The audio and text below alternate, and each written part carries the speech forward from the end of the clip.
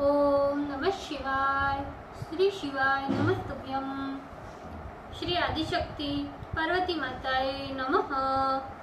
श्री विघ्नेश्वराय नमः। श्री लक्ष्मी नारायणे नमः। श्री सरस्वती ब्रह्माय नमः। श्री सियारामे नमः।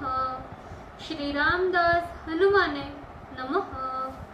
श्री राधेश्यामे नमः।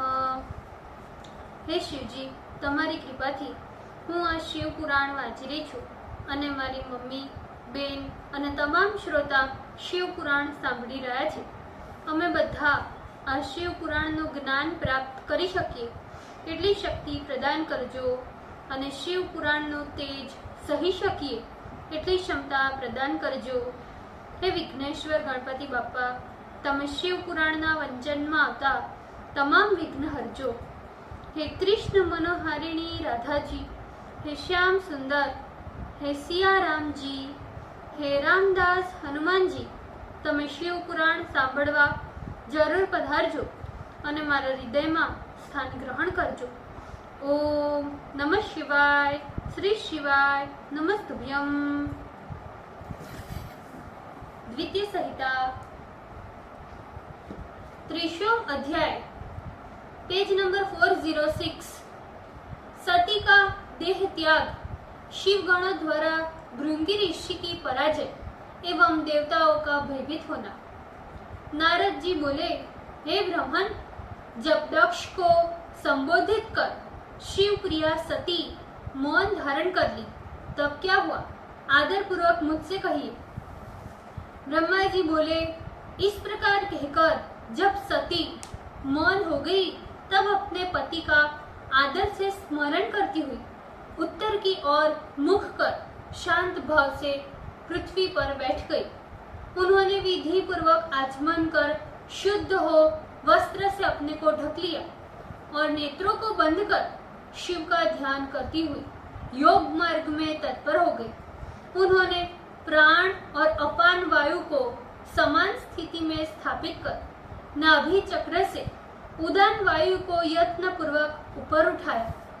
फिर शंकर प्राण वल्लभा अनिंदिता सती ने बुद्धि पूर्वक उसे हृदय में स्थापन कर कंठ से दोनों भ्रुओं के मध्य भाग में स्थापित किया। कोप से उनका शरीर तो प्रथम ही दुग्ध हो चुका था, किंतु उसे पुनः जलाने के लिए उन्होंने योग मार्ग से अपने शरीर में वायु को धारण किया। योग मार्ग में धारण करने के कारण सती को और कुछ दिखलाई नहीं पड़ता था। वे ध्यान में केवल अपने पति के चरणों को ही देख रही थी। उनका शरीर तो निष्पाप था। हे मुनिश्रेष्ठ, उनकी इच्छा से वो शरीर योगाग्नि से भस्म होकर पृथ्वी पर तत्क्षण गिर गया। सती के शरीर को इस प्रकार नष्ट हुए देख आकाश में रहने वाले देवगणों तथा मुनिगणों ने डराने वाला महाविचित्र अद्भुत हाहाकार किया। वे एक दूसरे से कहने लगे, हाय, ये महान अनर्थ हो गया। शंभु की पर देवता प्रिया सती को किस दुष्ट ने क्रोध उत्पन्न करवाया जिससे उन्होंने अपने प्राण ही छोड़ दिए। जिस ब्रह्मपुत्र प्रजापति की ये सारी चराचरात्मक सृष्टि प्रजा है, उस दक्ष की इस महान दुष्टता को देखो। सज्जनों की माननीय शक्कर की प्राण प्रिया इस मनस्विनी सती देवी ने जिसकी दुष्टता से दुखी होकर अपने प्राण ही त्याग दिए, अब वही अभिमानी प्रजापति आज से ब्रह्मद्रोही हो गया। समस्त संसार में इसकी महती अपकीर्ति होगी। जिसने शिव से द्रोह कर अपने अंग से उत्पन्न हुई अपनी ही पुत्री का अपमान किया तथा उसे मरण के लिए उद्वत देखकर भी नहीं रोका, इस अपराध से इससे महानरक का भोग प्राप्त होगा। जब सब लोग आपस में ऐसा कह रहे थे, उसी समय शिव ने पार्षद गण इस प्रकार अद्भुत रूप से सती का प्राण त्याग देखकर हाथों में शस्त्र धारण कर क्रोध से आग बबूला हो शीघ्रता से अपने स्थानों से उठ खड़े हो गए। क्रुद्ध हुए भगवान शंकर के 60,000 गण जो यज्ञशाला के द्वार पर पहले से खड़े थे। उन सभी महावीर रुद्र गणों ने ऊंचे स्वर से हाहाकार मचाकर कहना प्रारंभ किया, हमें धिक्कार है, हमें धिक्कार है।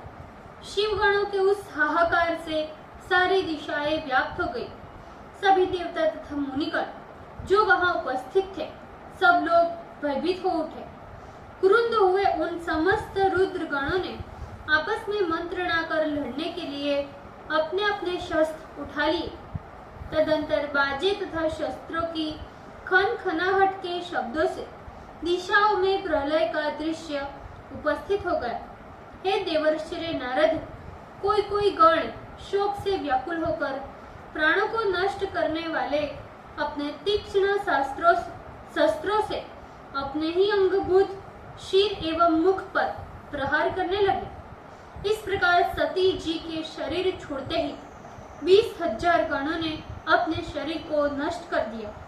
हे नारद, यह अद्भुत विचित्र बात हुई। तत्पश्चात मरने से अवशिष्ट भगवान शंकर के गण क्रोध से अपने अपने शस्त्रों को उठाकर दक्ष को मारने के लिए चल पड़े। हे नारद, इस प्रकार आक्रमण करने वाले रुद्र के गणों को देखकर महर्षि भृंगु ने यज्ञ के विघ्न को दूर करने वाले यजुर्वेद के मंत्रों से अग्नि में हवन करना प्रारंभ किया। भृंगी जी का हवन करते ही उस यज्ञ कुंड से हजारों महाबलशाली रुभु नामक असुर उत्पन्न हुए। हे महामुनीश्वर नारद, चक्रायुधधारी उन वीरों के साथ शंकर की गणों का शून्य मात्र से रोंगटे खड़ा कर देने वाला महान भयानक युद्ध प्रारंभ हुआ। उन महावीर रुभुओं के द्वारा ब्रह्म तेज से पराहित हुए शिव जी के गण चारों ओर नष्ट होने लगे। शिव की इच्छा रूप महाशक्ति के कारण उनके कुछ गण तो वहीं मर गए और कुछ भाग गए। इस प्रकार ये एक अद्भुत घटना हुई। उस समय ये देख मरुद गणों के सहित समस्त इंद्रादि देवगण, विश्वदेव, अश्विनी कुमार तथा समस्त लोकपाल मौन हो गए थे। कुछ लोग यज्ञ में विघ्न न हो ऐसा सोचते हुए भयभीत होकर चारों ओर विष्णु की प्रार्थना करने लगे तथा कुछ लोग व्यग्र हो यज्ञ में विघ्न भाव के लिए आपस में मंत्रणा करने लगे। जो बुद्धिमान विष्णु आदि देवता थे, वे यज्ञ के नाश को देखकर तथा उसके विघ्न को दूर करने में अपने को असमर्थ पाकर और उसके भविष्य फल को सोचकर भी अत्यंत उद्विग्न हो उठे। हे नारद, इस प्रकार ब्रह्म बंधु शिव द्रोही उस दुरात्मा दक्ष के यज्ञ में महान विघ्न उपस्थित हो गए। ओम नमः शिवाय। श्री शिवाय नमस्तुभ्यम। भूल चूक माफ करजो शिवजी, कृपा राखजो। આજના શિવ પુરાણના વંચનનું પુણ્ય મને પ્રદાન કરજો શિવજી। ઓમ નમઃ શિવાય। શ્રી શિવાય નમસ્તુભ્યમ।